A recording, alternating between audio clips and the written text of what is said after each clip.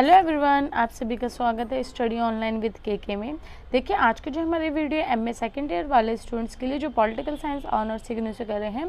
आज हमारी बुक का नाम है MGPE11। इसको हम मानव सुरक्षा ही बोलते हैं। और देखिए स्टूडेंट, आज जो चैप्टर मैं करा रही हूँ है खास सुरक्षा। इसका पार्ट 1 मैंने पहले आपको करवा दिया था, ये पार्ट 2 है और इसमें मैं आपको इंपॉर्टेंट चैप्टर्स करा रही हूँ। इंपॉर्टेंट चैप्टर्स में आप देख सकते हैं मैंने पहले करवा दिए हैं कुछ और अब करवा रही हूँ। और अभी तक जो मैंने जितने भी इंपॉर्टेंट क्वेश्चंस की वीडियो बनाई है जो जून वाले स्टूडेंट्स के लिए थी, वो दिसंबर वाले स्टूडेंट्स के लिए, तो वो ज़रूर देख लेना, क्योंकि मैंने उसमें इंपॉर्टेंट क्वेश्चंस आपको करवाए हैं।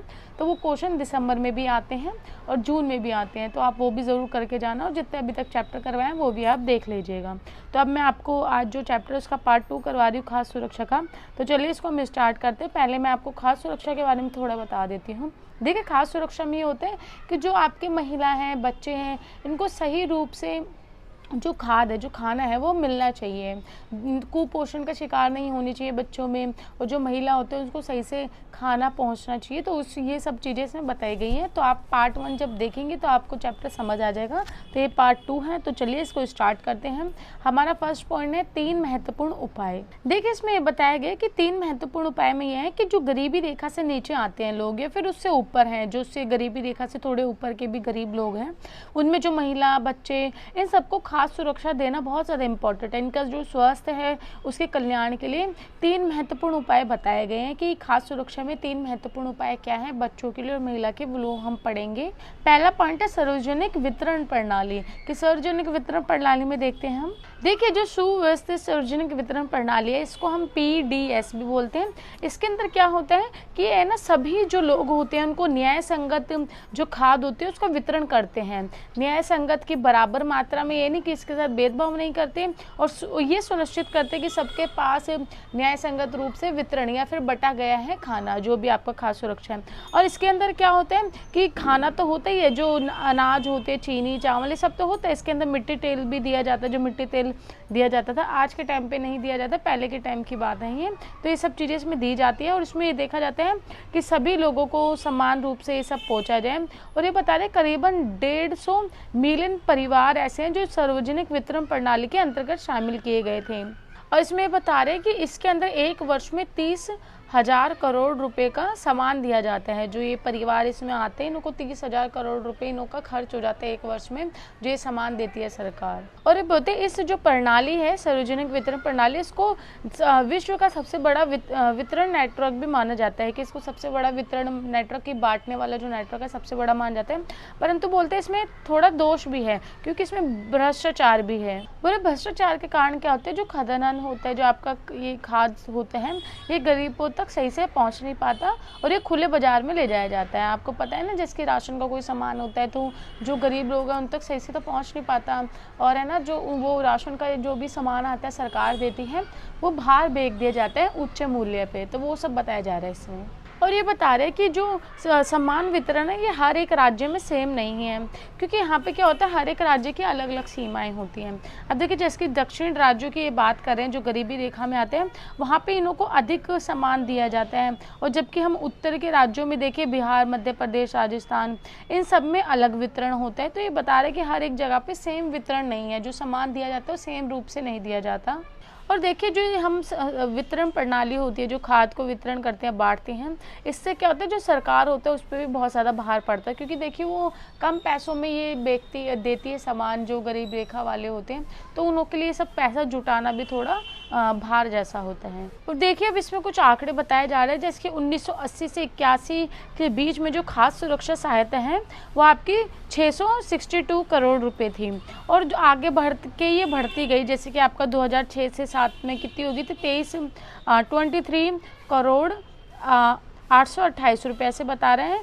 तो ये बता रहे हैं कि बढ़ती गई है, जैसे कि इसके जो पैसे इसमें लगते हैं दिन पे दिन बढ़ते गए हैं, परंतु इससे बहुत सारे ग्रामीण जनता ऐसी है जो अब इससे वंचित हैं। कितना पैसा तो खर्च हो रहा है, परंतु इससे अभी भी जो ग्रामीण जनता होती है, गाँव के जो लोग होते हैं, वो इससे अभी भी वंचित हैं।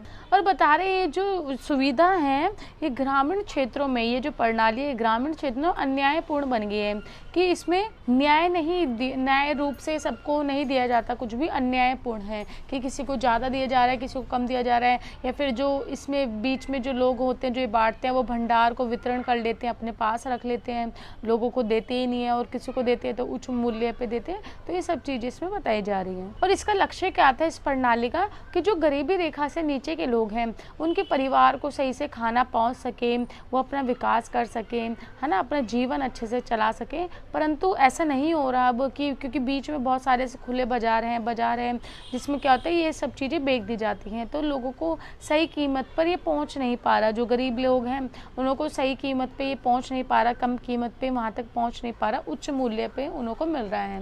तो ये पॉइंट यही खत्म होता है। हम नेक्स्ट पॉइंट देखते हैं, एकीकृत बाल विकास सेवाएँ। तो हम इसमें देखेंगे बाल विकास सेवाएँ क्या हैं। देखिए जो एकीकृत बाल विकास सेवाएं हैं इसको ICDS भी बोलते हैं। इसमें क्या होता है कि जो आपकी केंद्र सरकार है वो इसकी योजना बनाती है, परंतु जो केंद्र सरकार तो होती है इसमें मेन वो, परंतु जो राज्य सरकार है और जो केंद्र सरकार है दोनों मिलकर साथ काम करते हैं, अपना योगदान देते हैं। और इसमें ये बताया गया कि ये योजना 1975 में शुरू की गई थी और इसमें बहुत ज़्यादा इसमें हस्तक्षेप किया गया था। विश्व के बड़े जो किसको विश्व का सबसे बड़े उसमें भी समझा जाता है कि हाँ ये भी अच्छी एक योजना है बड़े स्तर पर। और इसमें देखिए क्या होता है कि जो गर्भवती महिलाएं होती हैं, फिर दूध पिलाने वाली महिलाएं होती हैं, 6 वर्ष तक के जो बच्चे होते हैं उनके लिए सेवा प्रदान करती है। जैसे कि इसमें उनके खाने के लिए इनका पोषण जो होता है, जो इनका भरण पोषण सब कुछ है वो सही रूप से हो। और इसमें सार्वजनिक जो आपका जाँच होती है स्वास्थ्य की वो इसमें इंक्लूड होती है, जो आपकी शिक्षा होती है वो इसमें इंक्लूड होती है, जो आपकी स्टार्टिंग की जो शिक्षा जिसको पूर्ण शिक्षा बोलते हैं वो भी इसमें इंक्लूड होती हैं। और महिलाओं के जैसे कि पोषण के लिए उनके 3 वर्ष तक के जो 3 से 6 वर्ष तक की जो आयु होती है बच्चों की, उनके लिए ये सब चीज़ें इसमें इंक्लूड की जाती हैं। कि इसमें बस यही है कि महिला और बच्चों के लिए इसमें देखा जाता है एकीकृत बाल विकास सेवा में कि महिला और जो 6 वर्ष तक के बच्चे हैं और जो गर्भवती महिलाएं, दूध पिलाने वाली महिलाएं, उन्हों के लिए सब कुछ इसमें देख रेख की जाती है। तो ये सरकार, ये राज्य सरकार और केंद्र सरकार दोनों मिलकर करती हैं। और देखिए इसमें बताया जा रहा है कि 2007 के दौरान 62.9 मिलियन बच्चे और 13.2 मिलियन गर्भवती महिलाएं थी जिन्हों को इंक्लूड किया गया था इसमें, है ना।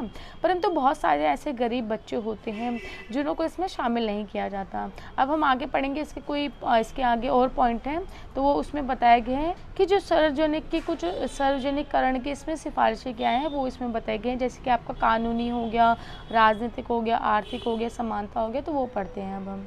देखिए कानूनी में ये बताया गया कि उच्च न्यायालय जो होता है उसने 28 नवंबर 2001 के आदेश अनुसार ये बताया गया था कि जो बच्चे होते हैं, गर्भवती महिला होती है, फिर स्तनपान कराने वाली जो महिला होती है, उनको एकीकृत बाल विकास सेवा के वितरण में लिया जाना चाहिए। मतलब कि उनको इसमें शामिल करना चाहिए, चाहे वो बच्चे चाहे गरीब हों या कैसे भी हो, पर हर जो 6 वर्ष तक के हर बच्चों को इसमें शामिल करना चाहिए जो गर्भवती महिला होती है जो इन्हों को। अब हम पढ़ेंगे राजनीतिक।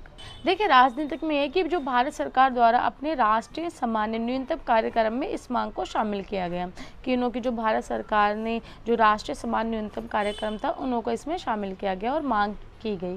देखिए आर्थिक में क्या है कि जो बच्चे होते हैं उन्हों के विकास के लिए हमको उसमें पैसा लगाना चाहिए है, ठीक है, और उन्हों को लाभ देना चाहिए, उसमें निवेश करना चाहिए कि जो भी आर्थिक रूप से अगर हम निवेश करेंगे बच्चों के विकास के लिए तो उन्हों के लिए फ़ायदा होगा। नेक्स्ट है समानता।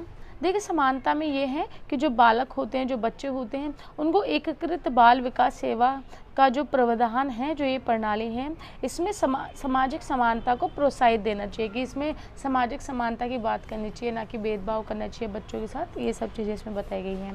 नेक्स्ट हमारा पॉइंट है दोपहर का भोजन स्कीम। देखिए ये भी इम्पॉर्टेंट है, आपका ये जो चैप्टर है इम्पॉर्टेंट है, इसमें से जो मैं आपको पॉइंट कराती हूँ उससे ही क्वेश्चन बनते हैं आपके एग्जाम में।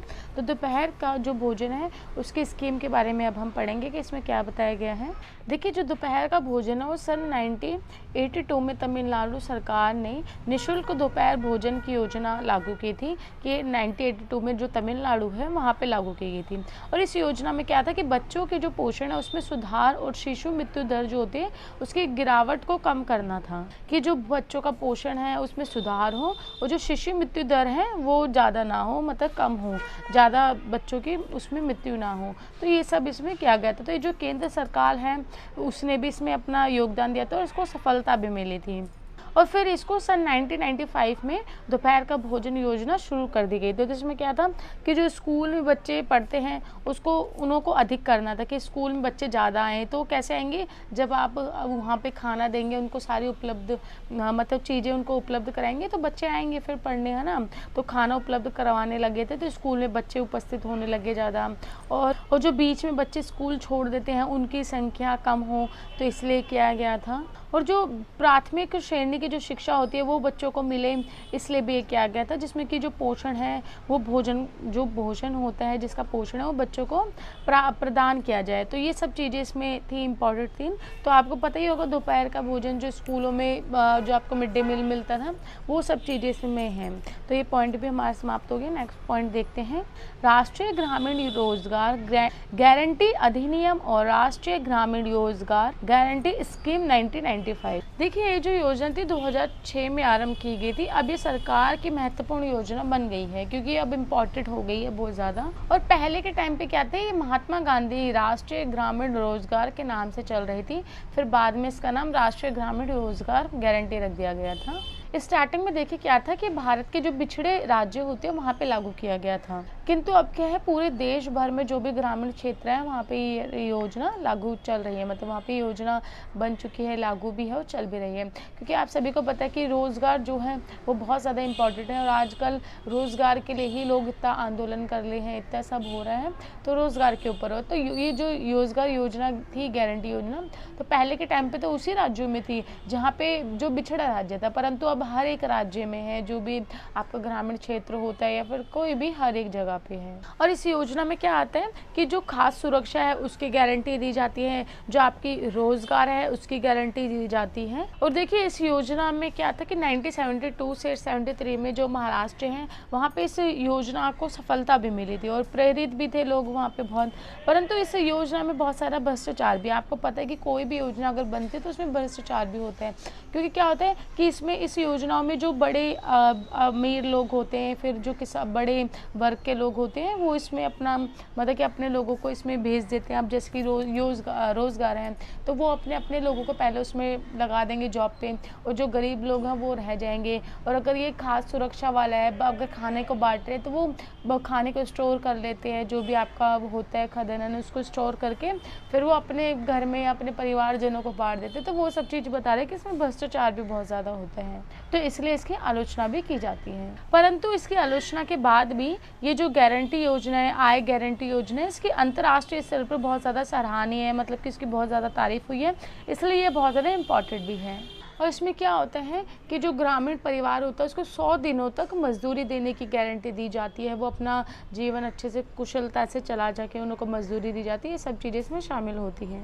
और अब इसमें और लोगों को भी शामिल किया गया है, जैसे कि आपका जो कारीगर होते हैं, जो आपका कुम्हार होते हैं, राजमिस्त्री होते हैं, इन सबको भी इसमें शामिल किया गया है। आप अभी देखे होंगे कि लॉकडाउन के समय क्या होता है कि जो लोग अपना गांव जा रहे थे अपने शहर से, आपने देखा होगा लॉकडाउन के समय, तो उनको वहाँ पे जो गारंटी योजना थी, जो ये राष्ट्रीय ग्रामीण रोजगार योजना थी, ये सब उनको दी गई थी। वहाँ पे उनको रोज़गार दिया जा रहा था, जो यहाँ से मजदूर लोग वहाँ जा रहे थे। तो ये सब चीज़ें ही हैं जो इसमें मैं आपको पढ़ा रही हूँ, तो आप उसका भी एग्जाम्पल आप लिख सकते हैं अपने एग्ज़ाम में। तो ये पॉइंट भी हमारे यहीं समाप्त होता है। नेक्स्ट हमारा पॉइंट है खास सुरक्षा और भावी संभावनाएं। देखिए इसके अंदर ये बताया गया है कि जो गरीबी रेखा से भी नीचे के लोग आते हैं ना, जो गरीबी रेखा उससे भी नीचे कुछ लोग आते हैं और भी जो बहुत गरीब होते हैं, तो उन्हों के लिए जो न्यूनतम जरूरी उन्हों की आवश्यकताएं होती है, खाद्य सुरक्षा होता है, उनको खाद्य प्राप्त करवाना या फिर क्या कहते हैं उन तक सारी चीज़ें पहुँचना, इन सब चीज़ों की देख रेख की जाती है इसके अंदर। तो इसी के ऊपर एक कानून बनाया गया था आपका राष्ट्रीय खाद्य सुरक्षा अधिनियम।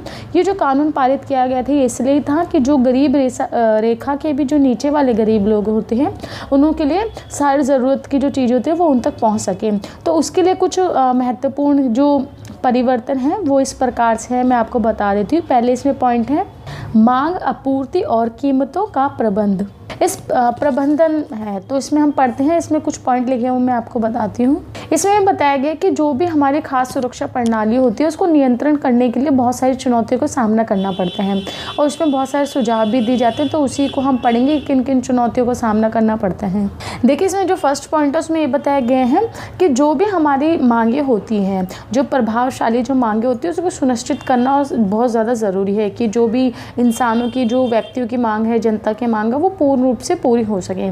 उसकी बात यह है कि उनको सही रूप से, उनको जो ग्रामीण क्षेत्रों में सही रूप से उनको कैलोरी पहुंच सके, जैसे कि ग्रामीण इलाकों में प्रति व्यक्ति जो कैलोरी है वो 2400 है, ठीक है, वहाँ तक पहुँच, जो शहरों में जो है वो 2100 है। तो ये है कि जो ये नहीं कि आपको खाद तो मिल रहा है, खाना तो मिल रहा है, परंतु उसमें जो पोषक तत्व है वो ही ना मिले, तो ऐसा नहीं होना चाहिए। जो कैलोरी है पूरी वो मिलनी चाहिए, जो पोषक तत्व है वो आपकी बॉडी को पूरे मिलने चाहिए, ये इसमें सुनिश्चित किया जाता है। अब नेक्स्ट है, और उस सेकंड में बता रहे हैं कि जो अलग अलग वस्तुएं होती है जैसे कि आपका गेहूँ, चावल, इन सब की जो मांग है इसको पूरी करना बहुत ज़्यादा ज़रूरी है। अगर किसी राज्य में गेहूँ, चावल, इन सब की जो मांगें होती हैं तो उनको पूरी करना ज़रूरी, क्योंकि ये एकदम बेसिक चीज़ें हैं जो खाने के लिए चाहिए इंसान को।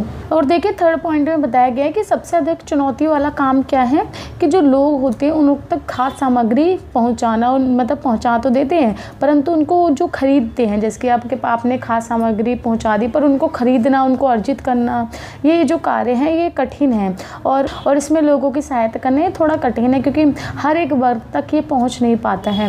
जो बीच के लोग होते हैं वो इसको मतलब कि वो कर लेते, स्टोर कर लेते हैं अपने पास, तो सारे जो गरीब लोग होते हैं उन तक ये सारा जो खाद है ये पहुंच नहीं पाता सही रूप से। तो अब यही इसमें फिर बताया जा रहा है कि हम जो नगद भुगतान होता है, हम पैसे देते हैं, उसके बदले में जो हम खाद खरीदते हैं वो सब चीज़ें कि हम पैसे दे के ही उसको खरीद रहे हैं, तो क्या होता है तो उनको लाभ नहीं पहुंच पाता जो गरीब लोग हैं। अब राशन में आप देखते हैं जब राशन होता है उसमें कुछ पैसे देना पड़ते हैं, फिर आपको अच्छा जो खाद्य सामग्री वो मिल जाती है, परंतु बहुत से ऐसे राशन वाले भी होते हैं जिनके पास दुकानें ऐसी होती है कि वो ज़्यादा पैसे लेते हैं, है ना, और उनको फिर सामान देते हैं, तो उनको ज़्यादा लाभ नहीं पहुँच पाता जो गरीब लोग हैं। तो वो सब चीज़ें भी इनको फेस करनी पड़ती है जो लोग होते हैं, जो जनता होती है। आगे बता रहे हैं कि जो महात्मा गांधी राष्ट्रीय ग्रामीण रोजगार गारंटी योजना है उसके अंतर्गत क्या आता है कि जो शहर के जो गरीब लोग हैं, जो ग्रामीण के गरीब लोग हैं, इन सबको स्वयं रोजगार देना, ये सब चीज़ें उनके पास उपलब्ध करवाना। फोर्थ पॉइंट है, फोर्थ में कि जो गरीब लोग होते हैं उनके लिए सब्सिडी बहुत ज़्यादा ज़रूरी है, उनको देना। सब्सिडी जो होती है आप सभी को पता होगा, अब गैस पे भी जो सिलेंडर है उस पर भी आती है। इसमें क्या होता है कि आपको कम पैसा दे के आप कुछ सामान को ले सकते हैं और अपना फिर आप पैसा भी जोड़ सकते हैं, जैसे कि आपको कम कीमत पे खाद जो होती है वो मिले। और जैसे कि जो सरकार होती है वो कम कीमत पर जो किसान होते हैं उनको उर्वरक जो होती है वो पहुंचाती है कि कम पैसों पे उनको जो बीज होती है वो दिलवाती है, तो इसमें ये सब्सिडी होती है इसमें। तो ये जो सब्सिडी होती है इस पर बहुत सारी आलोचना भी हुई है बाहर के उसमें, क्योंकि देखिए क्या होता है इसमें हम सस्ते में जो सरकार है वो देती है, मतलब समझ लीजिए फ्री टाइप का ही समझ लीजिए, कुछ पैसा लेती है। तो इसमें क्या होता है कि जो देश का विकास है वो थोड़ा मतलब कि सब के पास सही रूप से पहुंच नहीं पाता, जो गरीब किसान लोग हैं उसमें फिर क्या होता है कि जो विश्व व्यापार संगठन होता है उसके ये विपरीत है, मतलब कि अगर आप सब्सिडी दे रहे हो किसानों को, कम पैसे में सब चीज़ दे रहे हो, तो ये जो विश्व व्यापार संगठन होता है जो वैश्विक रूप से जो होता है लेन देन, उसके विपरीत संधि है, तो इसलिए वो इसकी आलोचना करते हैं, तो इसलिए ये बताया जा रहा है इसमें। देखिए अब नेक्स्ट पॉइंट है कि जो कृषि और विकास उसमें निवेश करना, पर्याप्त मात्रा में निवेश करना बहुत ज़्यादा ज़रूरी है, परंतु जो ग्राम विकास है वो भी बहुत ज़्यादा ज़रूरी है। अगर आप अफ्रीका और दक्षिण एशिया में देखेंगे तो वहाँ पे जो अर्थव्यवस्था में निवेश है वो असफल रहा है, कि अर्थव्यवस्था में जो निवेश है वो सही रूप से हो नहीं रहा है, जिसके कारण क्या है कि वहाँ भूखमरी होती है वो ज़्यादा है, तो कितनी है 75% है भूखमरी। तो इसलिए इसमें क्या करना चाहिए कि जो आपका ग्राम विकास होता है आपका विकास, उसमें बहुत सी चीज़ों का निवेश करना चाहिए। अगर देखिए आप किसी चीज़ में निवेश करेंगे तभी तो वहाँ पे रोज़गार बढ़ेगा, वहाँ के लोगों को पैसा मिलेगा, तभी भूखमरी ख़त्म होगी। परंतु क्या होता है जब निवेश ही नहीं हो रहा, रोज़गार नहीं होगा तो भूखमरी ख़त्म नहीं होगी। तो वो इसमें बताया जा रहा है कि जो ग्राम विकास है उसमें निवेश करना चाहिए, आपके जो कृषि उत्पादन है उसमें निवेश करना चाहिए, है ना। और जो गैर जो आपके फॉर्म रोज़गार होते हैं, फिर माइक्रो जो होते हैं आपके माइक्रो उद्योग जो होते हैं, उन सबको इसमें शामिल करना चाहिए, जिसके कारण क्या होगा कि रोज़गार बढ़ेगा, ज़्यादा रोज़गार बढ़ेगा, गरीबी कम होगी और आय ज़्यादा होगी और कमाने के जो साधन है वो ज़्यादा विकसित होंगे। तो क्या होगा कि सब चीज़ों में सुधार आएगा। अब नेक्स्ट पॉइंट है, और देखिए नेक्स्ट पॉइंट में बताया जा रहा है कि भूमंडलीकरण के अधीन जो बाजारमुखी दृष्टिकोण है वो उचित बताया जाता है कि जैसे जैसे भूमंडलीकरण आ रहा है तो उससे जो बाजार हो रहे हैं ना, खुला बाजार हो रहा है या फिर बाजार व्यापार बहुत ज़्यादा हो रहा है ना, तो वो उचित माना जाता है। परंतु जब हम खाद्य सुरक्षा की बात करते हैं तो वहाँ पर बोला जाता है कि जो खाद्य की संप्रभुता है वह ज़्यादा उचित है, मतलब कि खाद्य सुरक्षा में खाद्य सबको मिलना चाहिए, जो गरीब लोग हैं उस पर ज़्यादा ध्यान देना चाहिए, उनके पास खाद्य जो है वो पूर्ण रूप से पहुंच जाना चाहिए। तो इसलिए जो बाजारमुखी दृष्टिकोण होता है और जो गरीबों के लिए खास सुरक्षा होती है, वो दोनों में संतुलन करना बहुत ज़्यादा ज़रूरी है। आप ऐसा नहीं कर सकते कि खाली आप बाज़ार को देखें, व्यापार को देखें और जो गरीबों के लिए खास सुरक्षा इन सबको छोड़ दें, ऐसा नहीं हो सकता। या फिर ऐसा भी नहीं हो सकता कि आप गरीबों के लिए खाली देखें और व्यापार को छोड़ दें, क्योंकि दोनों चीज़ इंपॉर्टेंट है। तो इसलिए दोनों में संतुलन होना बहुत ज़्यादा ज़रूरी है। और देखिए अगर नेक्स्ट पॉइंट देखें तो उसमें ये बता रहे हैं कि भारत के मामले में अगर हम देखें तो यहाँ पे पहले ये देखा जाता है कि जो गरीबी है उसको, गरीब जो है उसके पास खाद्य सुरक्षा पहुँचना बहुत ज़्यादा ज़रूरी है। और फिर हमारा लक्ष्य, पहला लक्ष्य यही है कि खाद्य की जो आजीविका है वो होना ज़्यादा ज़रूरी है। फिर उसके बाद में जो बाजार होता है उसका व्यापार होना चाहिए। तो पहले गरीबों के लिए देखा जाता है और फिर व्यापार के लिए। तो ये इंपॉर्टेंट है, ये ज़रूरी भी है। आप ऐसा नहीं कर सकते पहले आप व्यापार देख रहे हो फिर आप उसको देख रहे हो, तो दोनों चीज़ देखो, परंतु गरीब जो होते हैं उनके लिए सब कुछ करना ज़रूरी है। नेक्स्ट पॉइंट देखते हैं। देखिए अब नेक्स्ट पॉइंट है कि भारत में जो जल का संचयन जो होता है वो बहुत ज़रूरी है, कि जो जल है उसको एकत्रित करना, उसको बचा के रखना बहुत ज़रूरी है। क्योंकि देखिए जब मानसून की कमी होती है, जिसकी आपका सही से वर्षा नहीं होती या फिर सही से बारिश नहीं हो रही है, पानी नहीं है, तो फिर आप खाद की जो उत्पादन होता है वो नहीं कर सकते, उस पर प्रतिकूल प्रभाव डालता है जल। आपको खुद ही पता होगा अगर पानी नहीं होगा तो कैसे खेती होगी, कैसे खाद लोगों तक जा पाएगा। तो वो सब इसमें बता रहे हैं। और फिर नेक्स्ट पॉइंट में बता रहे हैं कि भारत में जो भूमि सुधार है वो सही ढंग से नहीं है। क्योंकि देखिए भूमि अगर सही होगी तभी तो उस पर सही से खेती हो पाएगी और जो भूमिहीन किसान होते हैं उनके पास भूमि पहुंच पाएगी। तो यहाँ पे उसका वितरण भी सही से नहीं है, कि मतलब जो भूमि है उसको सही से नहीं बांटा गया, किसी के पास बहुत ज़्यादा है, किसी के पास है ही नहीं। और जो उपजाऊ भूमि होती है उसका भी सही से खोज नहीं हो रही है कि कहाँ कहाँ उपजाऊ भूमि है या फिर कौन सी बंजर भूमि है या फिर बंजर भूमि को कैसे उपयोग किया जाए। ये सब चीज़ों की इसमें बात बताई जा रही है। अगर सबके पास सही से भूमि का अगर सही से सुधार किया जाएगा तो जितने भी भूमिहीन किसान हैं, भूमिहीन जो भी लोग होते हैं, उनके पास भी भूमि सही से पहुंच पाएगी और वो अपना परिश्रम करके अपना मतलब विकास कर पाएंगे, सब कुछ उपलब्ध करा पाएंगे। नेक्स्ट पॉइंट है राष्ट्रीय खाद्य सुरक्षा अधिनियम। देखिए इसमें ये बताया गया है कि राष्ट्रीय खाद्य सुरक्षा अधिनियम में क्या था कि जो गरीब लोग होते हैं, गरीब रेखा के नीचे जो लोग आते हैं, परिवार आते हैं, उनको 25 किलो गेहूं या फिर चावल प्रति महीने 3 रुपये प्रति किलो के हिसाब से दिए जाएं, कि 3 रुपये के हिसाब से उनको दिया जाए, गेहूं या फिर चावल हो जो भी। और फिर जो रोज़गार गारंटी योजना है ये इसमें लाई गई थी कि रोज़गार सबको मिले और ग्रामीण क्षेत्रों में खासकर सही से सबको रोज़गार मिले, खाद्य सुरक्षा मिले। तो ये सब चीज़ें इसमें सुनिश्चित की गई थी। परंतु इसमें कुछ ऐसी बातें भी थी जो चिंता वाली थी, जैसे कि आप फर्स्ट पॉइंट में लिखा है कि सही से सब कुछ अस्पष्ट, मतलब कि स्पष्ट नहीं था, सब कुछ अस्पष्ट था, जिसके जो इंसान इसका लाभ ले रहे थे उनको सही से वो नहीं था कि कितने लोग हैं, उनको अगर जैसे कि गरीबी रेखा के नीचे 6 करोड़ परिवार थे जो इसका लाभ प्राप्त कर रहे थे, परंतु इससे भी कुछ नीचे के लोग थे, अगर उनको मिला दिया जाता था इसमें तो 25 मिलियन टन गेहूं या चावल की ज़रूरत थी। और अगर जो गरीब रेखा से हल्के से ऊपर आते हैं और जो गरीबी ही रेखा मानी जाती है उनको अगर जोड़ लिया जाए तो 50 मिलियन टन खाद्य सुरक्षा की ज़रूरत थी, जो कि एक बहुत बड़ी व्यवस्था होगी, एक बहुत बड़ी व्यवस्था थी ये। इसको कैसे किया जाए, कैसे लोगों तक वितरण किया जाए, ये सब एक चुनौती के रूप में थी और ये चिंता के रूप में थी। और फिर इसमें बताया गया जो वितरण कार्यक्रम है या सार्वजनिक वितरण प्रणाली है, इसके अंतर्गत बहुत ज़्यादा भ्रष्टाचार था, आपका भ्रष्ट था और घटिया तरीके से इसको लोगों तक पहुंचाया जा रहा था और बहुत सारे लोग इससे वंचित भी रह जाते थे। और फिर इसमें यह भी था कि खाद्य सुरक्षा के अंतर्गत केवल चावल या गेहूं की व्यवस्था ही नहीं आती, इसमें न्यूनतम जो पोषण होता है उनकी अवस्थाएं जो होती हैं, आवश्यकताएं जो होती हैं, उसका विस्तार करना भी चाहिए। कि ये नहीं कि आप गेहूं चावल दे देंगे तो खाद्य सुरक्षा पूर्ण रूप से संपन्न हो जाएगी, ऐसा नहीं है। उसके अलावा बहुत सारी चीज़ें आती हैं जो पोषक तत्व में आती है, तो वो भी इसमें ऐड करना ज़रूरी था।